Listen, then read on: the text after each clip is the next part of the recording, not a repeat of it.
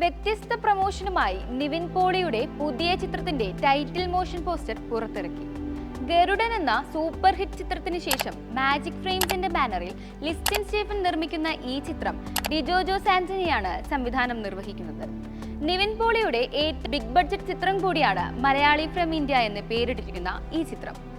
ഈ ചിത്രത്തിന്റെ തന്നെ പൂജയുടെ വാർത്തകൾ സോഷ്യൽ മീഡിയയിൽ വലിയ തരംഗം സൃഷ്ടിച്ചിരുന്നു.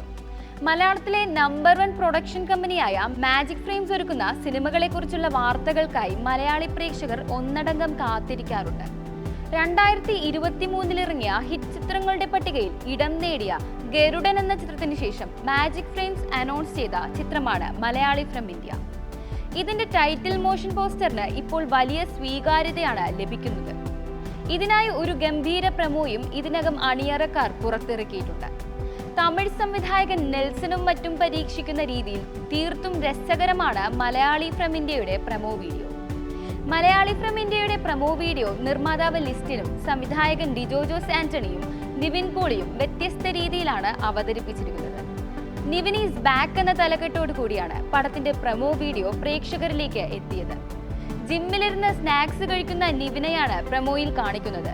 പിന്നെ കാണിക്കുന്ന ഷോട്ടുകളിലും നർമ്മം കലരുന്ന സീനുകളാണ് അണിയറ പ്രവർത്തകർ ഉൾപ്പെടുത്തിയിട്ടുള്ളത്.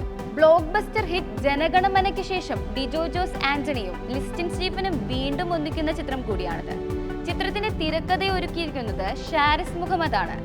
ചിത്രത്തിന്റെ ഛായാഗ്രഹണം Sudeep Elaman, line producer Santhosh Krishnan, executive producer Naveen Thomas, art director Prashanth Madhav, വസ്ത്രാലങ്കാരം സമീറ സനി, മേക്കപ്പ് റോണക് സേവ്യർ എന്നിവരാണ് മറ്റ് അണിയറ പ്രവർത്തകർ.